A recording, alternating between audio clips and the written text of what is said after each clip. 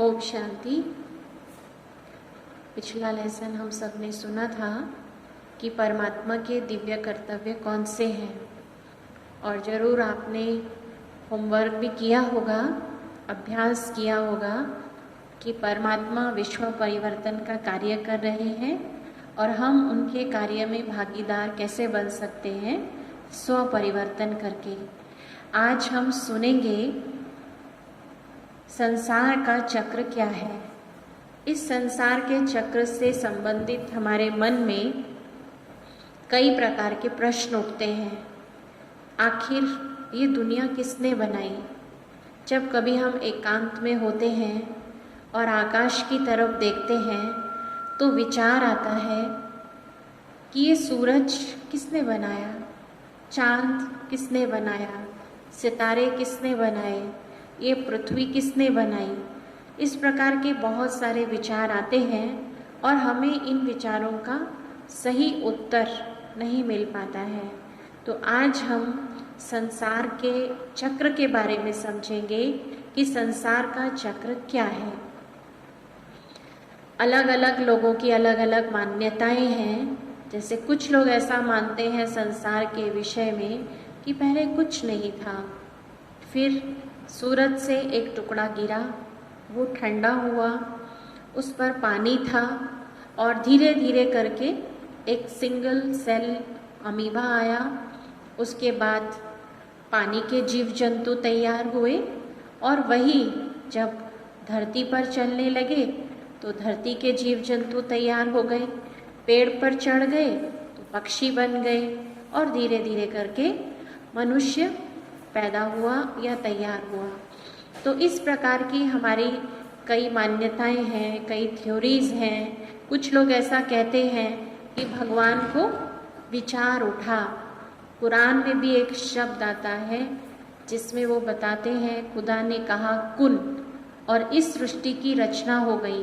तो भगवान ने ये दुनिया बनाई। एक दिन उसने धरती के जीव जंतु बनाए, एक दिन उसने पेड़ पौधे, सब कुछ इस प्रकार से बताते हैं कि 6 दिन तक उस खुदा ने काम किया, रंग भरा सब में, और वो थक गया। तो 7वें दिन उसने आराम किया। इसलिए 6 दिन काम करते हैं और 7वें दिन छुट्टी होती है। लेकिन इस संसार के बारे में जो हमारे भिन्न भिन्न प्रकार के प्रश्न उठते हैं, उन प्रश्नों का समाधान क्या है? आखिर ये दुनिया किसने बनाई? ये दुनिया कब बनी थी? आज हम इस दुनिया के कौन से पड़ाव पर पहुँचे हैं? तो इस बारे में आज हमको जानकारी मिलेगी। सबसे पहले तो मैं आपसे ही ये प्रश्न पूछना चाहती हूँ कि पहले मुर्गी होती है या अंडा? तो ज़रूर आप भी कहेंगे कि ये कोई प्रश्न है ही नहीं, क्योंकि अगर हम कहें मुर्गी होती है तो मुर्गी कहाँ से आई? अंडे से आई। अगर कहा अंडा होता है तो अंडा कहाँ से आया? मुर्गी से आया। तो इस प्रश्न का उत्तर नहीं है। पहले बीज हुआ या वृक्ष हुआ? वृक्ष कहाँ से आया? बीज से। बीज कहाँ से आया? वृक्ष से। तो उसी प्रकार से इस संसार के बारे में भी हम ये नहीं कह सकते कि ये संसार बनाया किसने है, कब बना था, क्योंकि कहा जाता है जिस प्रश्न का कोई उत्तर नहीं है वो वास्तव में प्रश्न ही नहीं कहलाता है। तो ये प्रश्न पूछना ही यथार्थ नहीं है कि ये संसार बना कैसे। हमें परमपिता परमात्मा ने जो ईश्वरीय ज्ञान दिया है, उन्होंने बताया कि इस संसार को बनाने वाला भी मैं नहीं हूँ। हाँ, इसमें परिवर्तन जरूर होता है।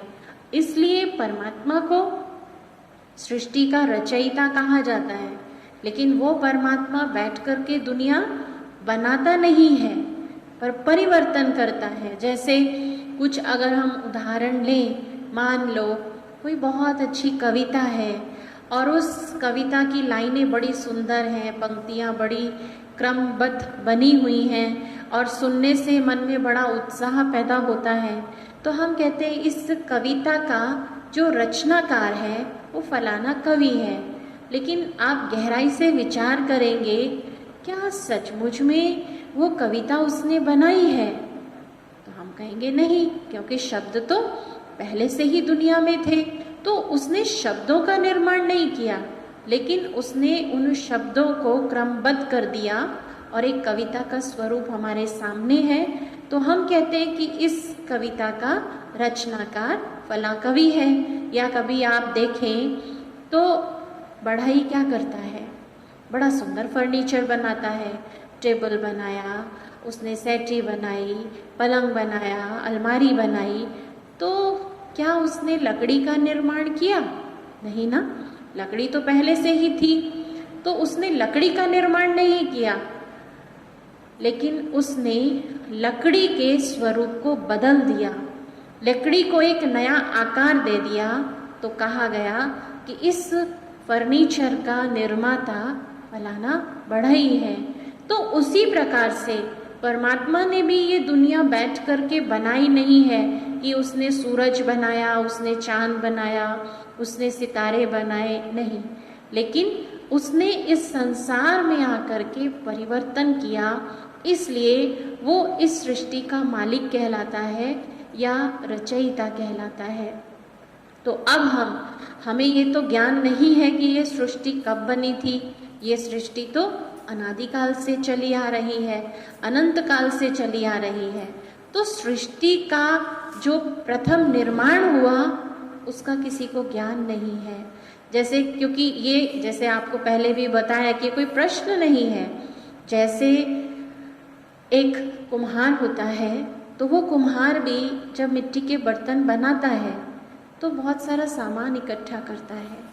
चाक लेगा, मिट्टी लेगा, पानी लेगा, डंडा लेगा, और मिट्टी के बर्तन बना बना करके वो एक स्थान पर रखता जाता है, फिर उनको पकाता है। अगर हम कहें कि खुदा ने, परमात्मा ने इस सृष्टि का निर्माण किया है, इस दुनिया को बनाया है, तो उसके पास रॉ मटेरियल कहाँ से आया? उसने धरती, आकाश, या जो हम जानते हैं सूरज में क्या है, हाइड्रोजन है, हीलियम है, वो कहाँ से वो रॉ मटेरियल लेकर आया होगा? फिर उसने, अच्छा मान लो रॉ मटेरियल इकट्ठा किया भी, तो उस सामान को बना बना करके उसने कहाँ रखा? तो ऐसे हमारे मन में कई प्रश्न उठ सकते हैं जिनका कोई समाधान नहीं है। परमात्मा ने हमें इस संसार की पहेली को सुलझाया है कि ये संसार का चक्र है, और एक चक्र की उन्होंने हमें आयु बताई है। तो संसार का एक साइकिल कंप्लीट होने में पूरे 5000 वर्ष लगते हैं। हम आपको सृष्टि की आयु नहीं बता रहे हैं, हम आपको सृष्टि का एक चक्र पूरा होने का समय बता रहे हैं। तो मेरे सामने जो आज ये चित्र है, ये है सृष्टि चक्र। तो अगर एक गोल चीज को आप देखें, वो किसी एक बिंदु पर शुरू होती है। जैसे मान लीजिए ये चक्र ही आरंभ होता है, यहाँ से आरंभ होता है, और वापस जब उसी बिंदु पर मिलता है तो हम कहते हैं एक साइकिल कंप्लीट हो चुका है। तो जो एक साइकिल का समय है वो है 5000 साल। तो जो सृष्टि का चक्र है, एक चक्र की आयु 5000 वर्ष है। जैसे दिन है या ऋतुएं हैं, हम जानते हैं एक वर्ष में 6 ऋतुएं होती हैं, और बारी बारी करके ग्रीष्म ऋतु, वर्षा ऋतु, शरद ऋतु, शीत ऋतु आते आते फिर वापस उन ऋतुओं का चक्र चलता है। तो इसी प्रकार से संसार का भी ये चक्र चलता है, और ये संसार का चक्र पूरा होने में 5000 वर्ष लगते हैं। तो एक चक्र 5000 वर्ष का है। अब इस चक्र में आप एक निशान देख रहे हैं जिसको कहा जाता है स्वास्तिक। बहुत सारे लोग जब कोई शुभ कार्य होता है तो इस निशान को जरूर अंकित करते हैं। स्वास्तिक शब्द का अर्थ क्या है? स्वास्तिक अर्थात स्वयं का अस्तित्व जानना। स्वयं माना मैं कौन हूँ? मैं आत्मा हूँ। तो मुझ आत्मा का इस संसार के चक्र में क्या अस्तित्व है? मेरा जो एग्जिस्टेंस है, मेरा जो इस चक्र में आना हुआ, और किन किन दशाओं से मैं आत्मा गुजरती हूँ, तो वो आज मुझे उसका ज्ञान होगा। तो ये मुझ आत्मा की दशाओं का चक्र है जिसको हम विस्तार से समझेंगे। जो हमने विष्णु का एक अलंकार सुना था कि विष्णु जी के हाथ में स्वदर्शन चक्र है। तो आज हम अपने ही बारे में जानेंगे कि जब मैं आत्मा इस संसार में आई थी तो किन किन अवस्थाओं से मैं आत्मा गुजरी हूँ।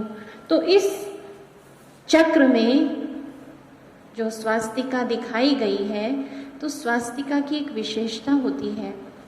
स्वास्तिका 2 व्यास लिए हुए है। किसी भी गोल चीज को अगर हम 2 व्यास में बांट दें, उसके 4 भाग हो जाते हैं।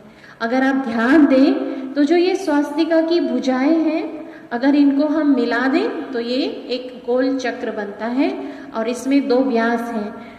कहने का भाव ये है कि इस संसार में भी 4 अलग अलग समय आते हैं। वो 4 समय का आज हम दर्शन करेंगे। वो 4 समय कौन से होते हैं? तो हम इस चक्र की शुरुआत कहाँ से करें, ये भी प्रश्न उठता है। तो कोई भी जब शुभ कार्य किया जाता है तो वो हमेशा सीधे हाथ से करते हैं। स्वास्तिका की जो दाईं भुजा है वो आप देख रहे हैं, जो युग में है उस युग को या उस समय को सतयुग कहा गया है। तो जैसे आपको बताया कि स्वास्तिका किसी गोल चीज को 4 बराबर भागों में बांटती है। इस संसार का जो चक्र है उसके 4 भिन्न भिन्न समय हैं, 4 युग हैं। सतयुग, त्रेता युग, द्वापर युग और कलयुग। सतयुग की आयु 1250 वर्ष, क्योंकि समय भी सभी का बराबर बटा हुआ है। त्रेता युग की आयु 1250 वर्ष, द्वापर युग की आयु 1250 वर्ष और कलयुग की भी आयु 1250 वर्ष है। तो ये भिन्न भिन्न युग है और बिल्कुल जो समय है वो सभी का बराबर है। अब सबसे पहले जब हम आत्माएं इस संसार में नहीं थी तो कहाँ थी? तो हम सभी पहले परम धाम में होते हैं। तो परम धाम से ऊपर से हम इस संसार के चक्र में आते हैं। तो जो सबसे पहले युग में मैं आत्मा प्रवेश करती हूँ वो कहलाता है सतयुग, स्वास्तिका की दाईं भुजा। और इस युग में जो दिखाया गया है समय वो है गोल्डन एज, सुनहरे रंग से दिखाया हुआ है।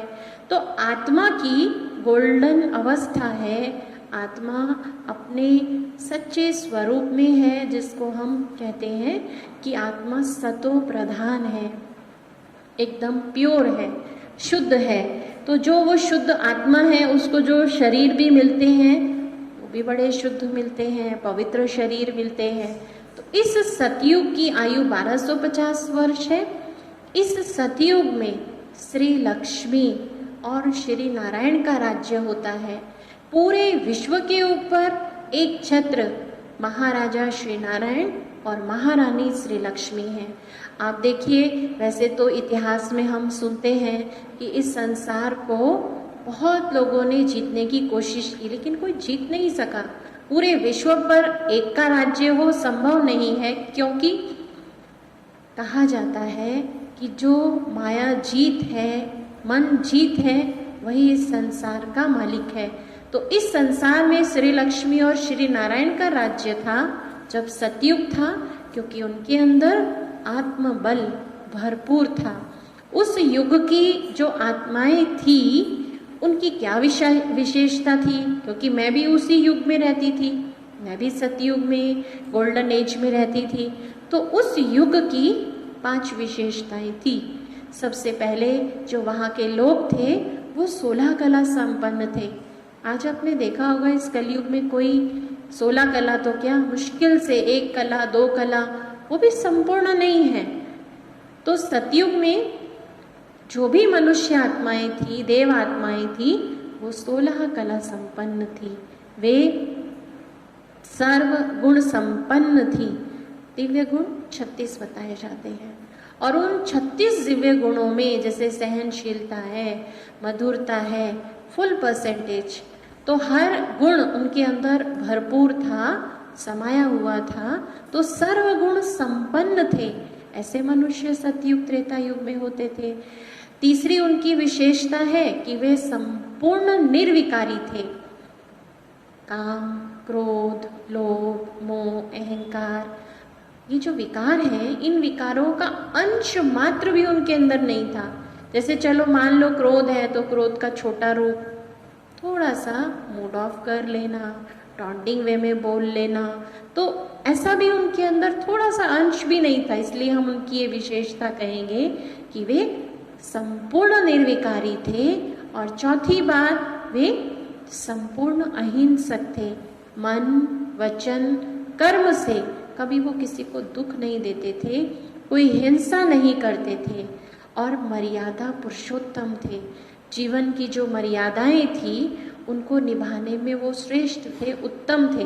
तो इस प्रकार के जो लोग थे वो थे सतयुग के समय में।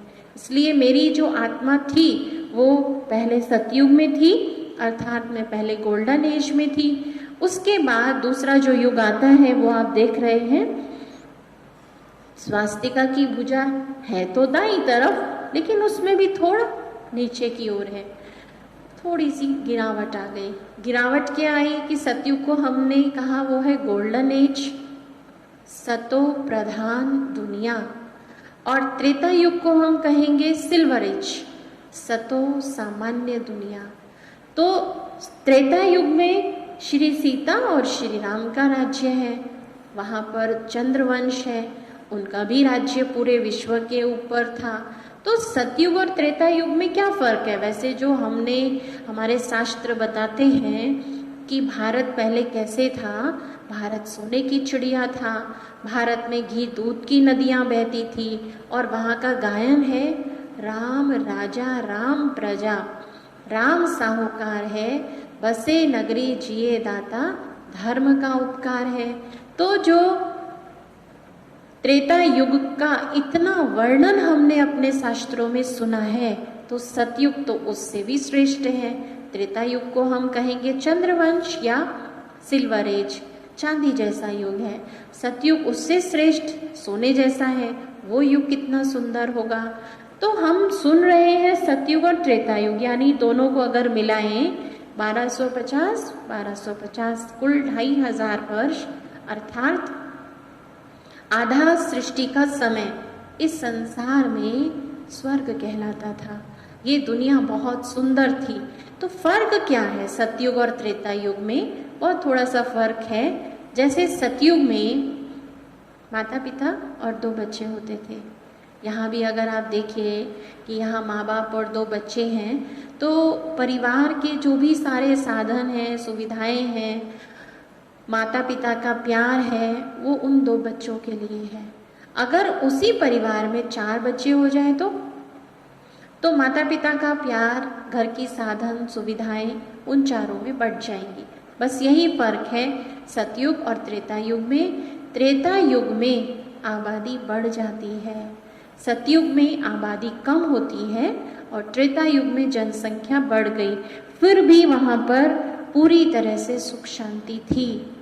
अब हम तीसरे युग में प्रवेश कर रहे हैं। तो जो तीसरा युग है वो है द्वापर युग, अर्थात 2 पुर निकल आए, द्वैत शुरू हो गया। क्योंकि जहाँ अद्वैत हो तो ताली तो बजेगी नहीं, अशांति होगी नहीं।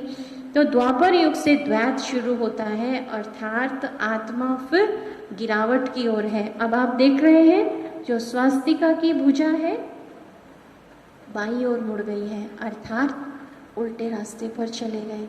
तो जो सतयुग त्रेता युग में हम मनुष्य आत्माएं गोल्डन एज सिल्वर एज में थी, तो जन्म पुनर्जन्म के चक्र में आते आते जब द्वापर युग आया तो मुझ आत्मा की कुछ डिग्री कम हो गई और मैं आ गई कॉपर एज में, मैं ताम्र युग में आ गई।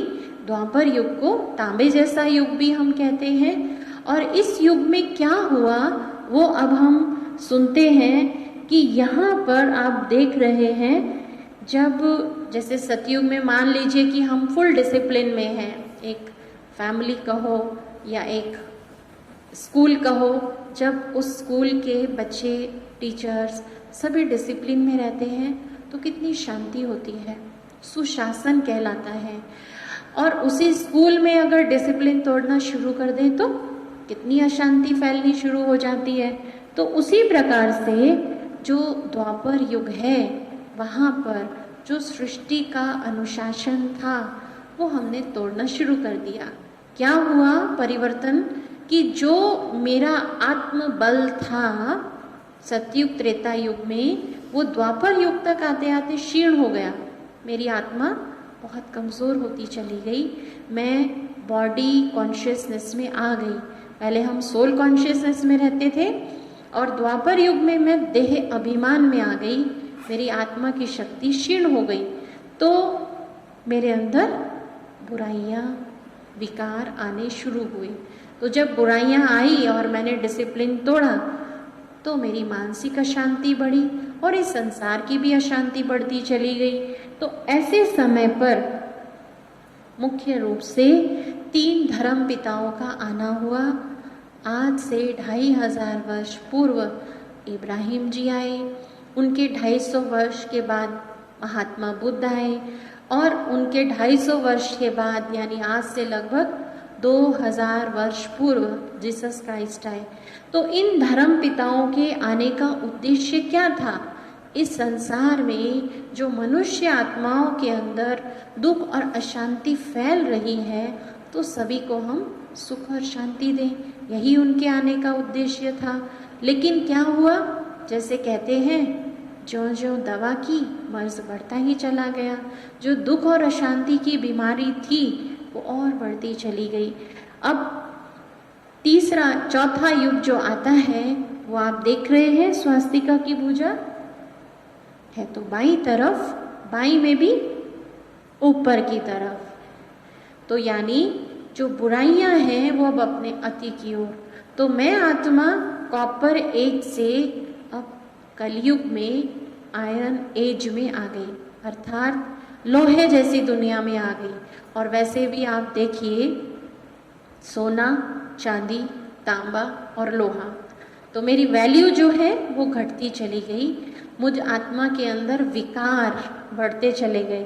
जैसे पहले होता था ना कि पहले कोई गलत काम करता था, मान लो कोई बच्चा शुरू में सिगरेट पीता था तो वो अपने माता पिता से छुप कर पीता था, और आज सिगरेट पीते हैं तो समझते हैं कि हमारा जो स्टेटस है बहुत ऊंचा है। पहले लोग गलत काम करने में बहुत संकोच करते थे और आज गलत काम करना अपना स्टेटस सिंबल बना लिया है। तो ये है कलयुग में अति, यानी विकार जो है ना वो अति की ओर बढ़ते चले गए। और इसको कहा जाता है कलयुग को कलह कलेश दुनिया। घर घर में कलह क्लेश छिड़ा हुआ है। तो ये समय चल रहा है कलयुग। लेकिन कलयुग में भी अगर ध्यान दें तो है तो काले रंग का लोहे जैसी दुनिया, उसमें भी 2 शेड्स हैं, एक ग्रे शेड है, एक बिल्कुल ब्लैक शेड है। अभी का जो समय चल रहा है, हम कहाँ हैं, मेरी आत्मा कहाँ है? मेरी आत्मा अभी बिल्कुल कलयुग के अंत में आ चुकी है। तो अब इस कलयुग के अंत में आ चुके हैं और फिर भी हम क्या समझते हैं कि अभी कलयुग खत्म होने में बहुत वर्ष बाकी हैं, जबकि ऐसा नहीं है। कलयुग खत्म होने वाला है। उसका कैसे पता चलेगा हमको? तो हम आपको शास्त्रों की ही कुछ निशानियां बताते हैं कि जब कलयुग का अंत आएगा तो हमारे शास्त्रों में वो चिन्ह दिखाई देते हैं। जैसे कहा गया है ब्राह्मण झूठ बोलेगा। इस समाज में कर्म के आधार से 4 वर्ण बने हुए थे, ब्राह्मण, क्षत्रिय, वैश्य और शूद्र। सबके अलग अपने अपने कार्य होते थे। ब्राह्मण वर्ण के जो लोग होते थे वो सदा सत्य का आचरण करते थे, सच बोलते थे। अब कोई ब्राह्मण है? अब तो हम देखते हैं ब्राह्मण भी शूद्र बन गए। क्षत्रिय जिनका कार्य था रक्षा करना, वे भी शूद्र बन गए। जो वैश्य थे, समाज की वृद्धि करते थे, वो भी शूद्र बन गए, शूद्र तो है ही शूद्र। तो इस कलयुग में केवल एक ही वर्ण है, शूद्र वर्ण। तो ये कलयुग के अंत की निशानी है कि ब्राह्मण झूठ बोलेगा, वो तो हम बहुत समय से देख रहे हैं। कोई कहते हैं जब कलयुग का अंत आएगा तो कन्या अपने मुख से खुद वर मांगेगी। वर मांगने की बात तो दूर रही, वो तो शादी करके भी आ जाती है, तो भी माँ बाप को पता नहीं चलता है। तो क्या कलयुग का अंत नहीं आया? कहते हैं गाय विष्ठा में अपना मुंह डालेगी। जिस गाय को लोग माता कहकर पुकारते थे, पहली रोटी बनती थी तो गाय को खिलाते थे, आज वो गाय कूड़े कचरे के ढेर पर खड़ी है। तो कहाँ ये गाय की स्थिति कितनी दयनीय हो गई है। और उसके अलावा ये भी निशानियाँ बताई गई हैं कि घर घर में नर्तकी और गायिका होगी। पहले लोग नाचना और गाना अच्छा काम नहीं समझते थे, लेकिन आज हम देखते हैं कि घर घर में तो क्या, हमारे हाथ में ही रेडियो और टेलीविज़न है। रेडियो को कहा जाता है गायिका और टेलीविज़न जिसमें दृश्य देखते हैं वो है नर्तकी। तो घर घर में है और हमारा घर क्या हो चुका है। ये कलयुग के अंत की निशानियां हैं। अनाज जो है वो पुड़ियों में बिकेगा, दूध थैलियों में, बोतलों में बिकेगा। जबकि हम कुछ समय पहले सुनते थे तो लोगों के घरों में, बहुत साधारण गरीब लोगों के घरों में भी अनाज के कोठार भरे हुए होते थे, दूध के मटके भरे हुए होते थे। और आज क्या हालत हो चुकी है। तो ये स्थिति कलयुग के अंत की है। और अब भी अगर हम कहें कि कलयुग खत्म होने में बहुत वर्ष बाकी हैं, तो हम कहेंगे हम तो कुंभकर्ण की नींद में सोए हुए हैं। तो ऐसे अंत के समय, जब ये घोर अंधकार का समय चल रहा है, परम पिता परमात्मा धरती पर आए हुए हैं और अपना कार्य लगभग समाप्त कर चुके हैं। तो आज हम आपको ये खुशखबरी दे रहे हैं कि परम पिता परमात्मा जिस समय आते हैं उस युग का नाम है पुरुषोत्तम संगम युग। इसमें बताया गया है कलयुग खत्म होने से पहले बहुत छोटा सा ये युग है और इसको हम गुप्त युग भी कहेंगे। तो ये कलयुग खत्म होने से पहले और सतयुग शुरू होने से पहले बहुत छोटा सा युग है, लीप युग इसको कहा जाता है। यहाँ परम पिता परमात्मा धरती पर आते हैं।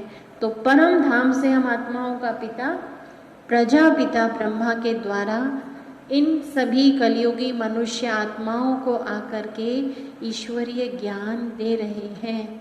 तो परमात्मा आता है और आकर के हम मनुष्यों को वो ज्ञान देते हैं, जिस ज्ञान से हम अपने संस्कारों का परिवर्तन करते हैं, अपने पुराने गंदे संस्कारों को छोड़ते हैं और श्रेष्ठ आचरण धारण करते हैं, दिव्य गुण धारण करते हैं। और फिर क्या होगा, हम सभी इस देह को त्याग कर अपने घर परम धाम चले जाएंगे। लेकिन सतयुग में कौन आएगा? बहुत थोड़ी सी आत्माएं ही सतयुग में आएंगी। अब इस सृष्टि चक्र को हम एक और दूसरे उदाहरण से भी समझेंगे तो आपको स्पष्ट हो जाएगा, क्लियर हो जाएगा। जैसे एक नदी की कहानी है, आपने नदी की कहानी जरूर सुनी होगी। तो उस नदी की कहानी में हम सुनते हैं कि जब नदी जो उसका स्टार्टिंग पॉइंट है पहाड़ों से निकलती है, तो उस समय वो कितनी शुद्ध अवस्था में होती है। बर्फ पिघल रही है, नदी की धारा चल रही है और वो अपनी एकदम शुद्ध पवित्र अवस्था में है, जहाँ उसका जल निर्मल है, जिसको हम कहते हैं कि उसको पीने से ही हम ताजगी का अनुभव करते हैं। वो है नदी की सतो प्रधान अवस्था, अर्थात सतयुग का समय भी हम उसको कह सकते हैं। उसके बाद धीरे धीरे जब नदी नीचे आती है, गांव में आती है, लोगों को अपना जल पिलाती है, वो कहेंगे हम उसकी नदी की सतो अवस्था, सतो सामान्य अवस्था। उसके बाद धीरे धीरे नदी और नीचे शहरों को क्रॉस करती है, तो लोग क्या करते हैं, उस नदी के जल में कूड़ा कचरा डालना शुरू कर देते हैं। वो है नदी की रजोगुणी अवस्था। उसके बाद वो नदी पूरे देश का कचरा लेकर के आगे बढ़ती है और सागर में मिलने से पहले जो उसकी स्थिति होती है उस समय वो बहुत शिथिल होती है, बहुत गंदी होती है, क्योंकि पूरे देश का वो कूड़ा कचरा लेकर के चलती है। तो वो उसकी है तमो प्रधान अवस्था। लेकिन फिर एक बहुत सुंदर समय या एक संगम होता है नदी और सागर का। तो जहाँ नदी और सागर का संगम होता है, कभी आप गए हो, देखे हो आपने, तो वहाँ डेल्टा बनते हैं। वहाँ ऐसा लगता है कि नदी का अस्तित्व समाप्त हो चुका है, सागर में वो समा चुकी है। एक बहुत अच्छी क्रिया वहाँ पर होती है। वहाँ सूर्य की किरणें पड़ती हैं, जो गंदगी है वो नीचे रह जाती है, पानी फिर से भाप बन करके ऊपर उड़ता है और वो पानी बादलों के रूप में इकट्ठा होता है, फिर जाकर के वो पहाड़ों पर बरसता है और वो नदी का चक्र आरंभ हो जाता है। वास्तव में ये नदी की कहानी मेरी अपनी कहानी है कि मैं आत्मा भी जब इस संसार में आई थी तो मैं सतयुग में आई थी, मैं गोल्डन एज में थी। उसके बाद मैं आत्मा त्रेता युग में आई, सिल्वर एज में आई। उसके बाद मैं आत्मा द्वापर युग में आई, जब मेरे अंदर विषय विकारों ने प्रवेश करना शुरू किया, और अब मैं आत्मा बिल्कुल तमो प्रधान बन चुकी हूँ। मेरे अंदर सभी विकार आ चुके हैं। लेकिन अब जो पुरुषोत्तम संगम युग है, यहाँ मेरा मिलन पिता परमात्मा के साथ होता है। वो परमात्मा ज्ञान सागर भी है और ज्ञान सूर्य भी है। तो उन ज्ञान सूर्य की जब मुझ आत्मा पर किरणें पड़ती हैं तो मैं आत्मा फिर से अपने शुद्ध स्वरूप में आने लगती हूँ, और जब मैं पूरी पवित्र बन जाऊंगी तो वापस अपने घर को उड़ जाऊंगी और उसके बाद फिर से मैं इस सतयुग में आऊंगी। तो जो ये पुरुषोत्तम संगम युग है, पूरे चक्र में केवल यही समय है जब मुझे परम पिता परमात्मा की प्राप्ति होगी, या मैं उस भगवान से, उस परमात्मा से मिलन मनाऊंगी। हम इस समय को अगर दिन से तुलना करें, जैसे सतयुग का समय सुबह प्रभात का समय है, त्रेता युग का समय दोपहर का समय है, फिर थोड़ी बहुत भक्ति जब लोग शाम को करते हैं, थके हुए होते हैं, वो द्वापर युग का समय है, और रात्रि का समय जब वो अपने विषय विकारों में डूबे हुए हैं या चोर भी चोरी करते हैं, डाके डालते हैं, वो समय है तमो प्रधान समय, रात्रि का समय। लेकिन 3 बजे का समय, 4 बजे का समय, उस समय कोई कोई उठ भी जाते हैं, वो देखते हैं बाहर अंधेरा हो रहा है, ऑफिस हो जाता है। लेकिन वो समय कौन सा समय है? ब्रह्म मुहूर्त का समय है।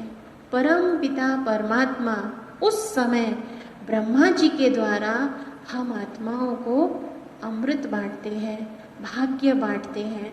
तो वो भाग्य बांटने का समय पुरुषोत्तम संगम युग है। आपने एक विषय सुना होगा जिसका नाम है रसायन विज्ञान। रसायन विज्ञान की शुरुआत कैसे हुई? कैसे उसकी शुरुआत हुई होगी? तो रसायन विज्ञान की शुरुआत जो हुई, साइंटिस्ट जो थे उन्होंने कहानियों में सुना हुआ था कि एक पेय पदार्थ होता है पीने वाला, जिसको पीने से मनुष्य अमर हो जाता है। क्योंकि बहुत सारी खोजें साइंस कर चुकी है, पर मृत्यु पर विजय प्राप्त वो नहीं कर सकी। तो वो चाहते थे कि हम मनुष्य कभी मरे नहीं, तो ना मरे उसके लिए हमको अमृत मिल जाए। तो अमृत तो उन्हें नहीं मिला। दूसरा वो चाहते थे हम धनवान बन जाएं, हमें अपने जीवन में बहुत मेहनत ना करनी पड़े, बहुत पैसा ही पैसा हमारे पास हो। तो उसके लिए क्या करें?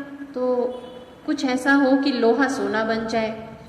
लोहा सोना कैसे बनता है उसका उदाहरण शास्त्रों में सुना हुआ है कि एक ऐसी धातु होती है पारस। पारस को अगर लोहे से छुओ तो लोहा सोना बन जाता है। तो जो साइंटिस्ट थे वो इन 2 चीज़ों को ढूंढना चाहते थे, एक पारस और दूसरा अमृत।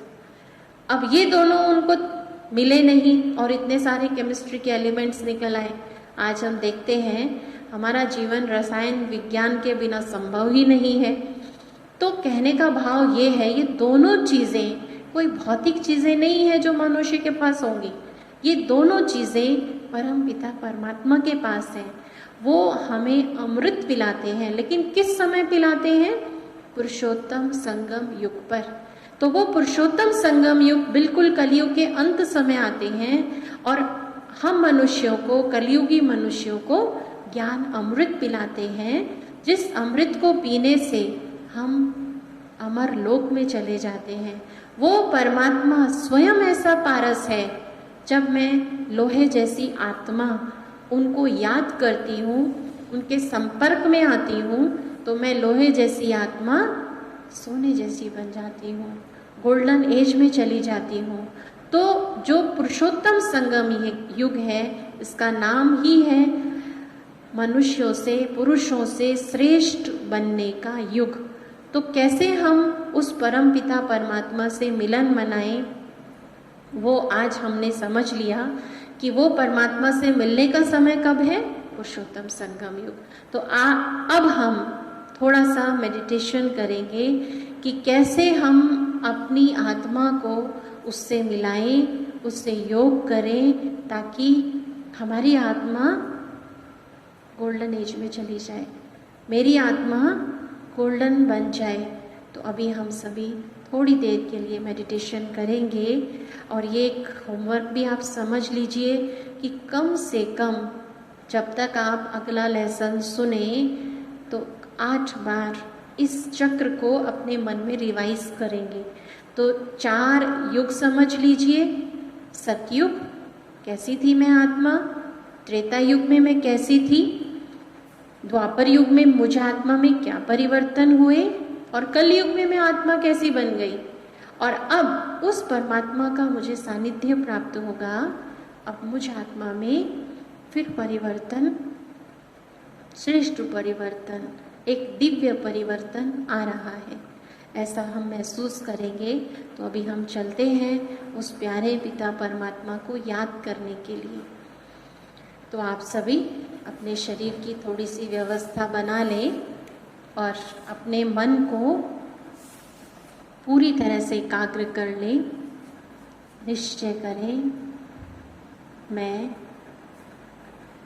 एक आत्मा हूँ, मैं शुद्ध आत्मा हूँ और मैं शुद्ध आत्मा परम धाम में रहती थी।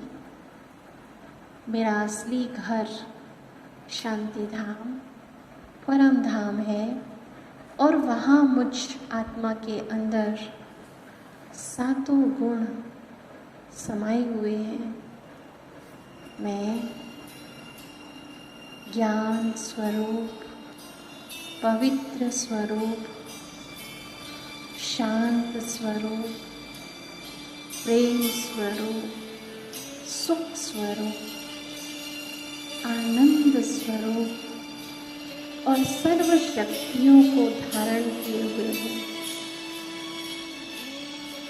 वो दिव्य सितारा महसूस कीजिए, परम धाम में अपने प्यारे पिता शिव बाबा के निकट विराजमान है। बड़ी आनंद की स्थिति है। अब मैं आत्मा, पवित्र आत्मा, परम धाम घर से नीचे आ रही हूँ। जब मैं नीचे आती हूँ उस समय प्रकृति के 5 तत्व अपनी शुद्धतम अवस्था में हैं।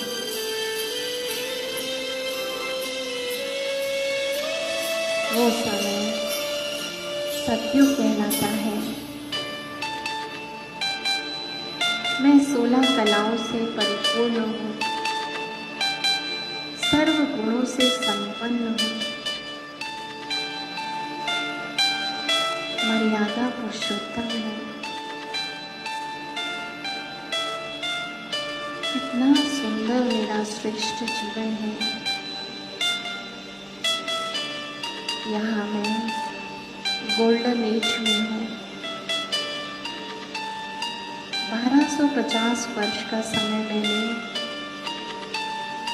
अपनी सतो प्रधान अवस्था में बिताया। उसके बाद मैं सतो सामान्य स्थिति में प्रवेश करती हूँ।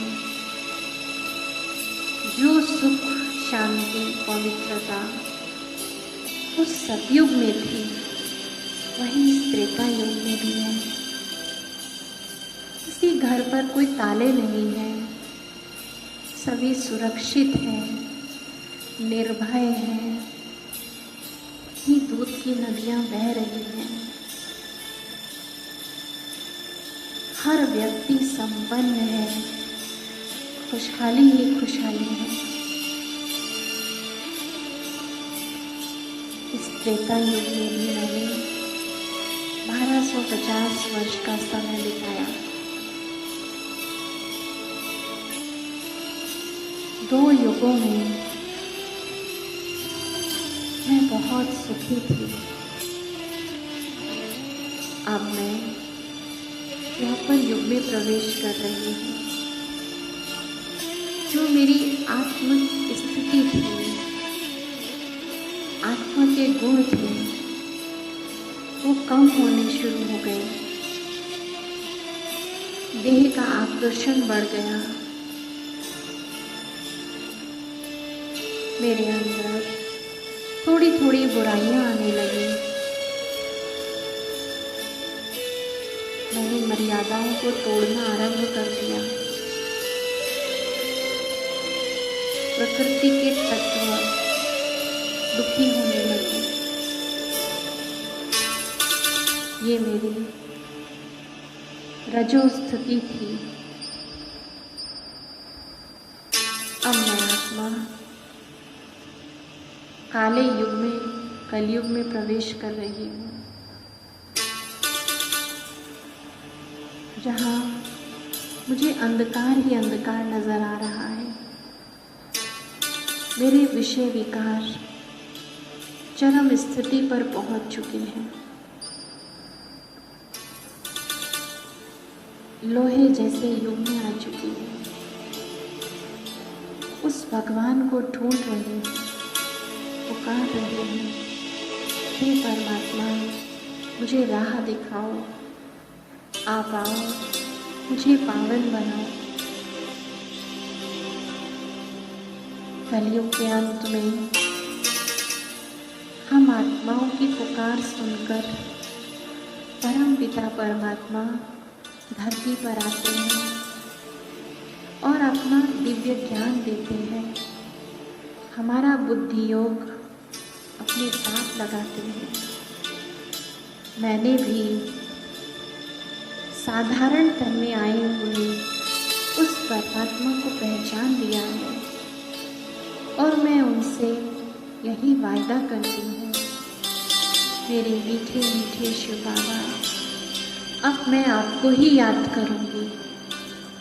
आपकी याद से ही अपनी आत्मा को फिर से सतो प्रधान बनाऊंगी और आपके साथ अपने घर चलूँगी। उस परम धाम में उसकी मुझे बहुत याद आती है और मैं परमात्मा के निकट हूँ। वो मुझे शक्तियाँ दे रहे हैं। मुझ आत्मा की सारी मैल धुल रही है। मैं हल्की होती जा रही हूँ।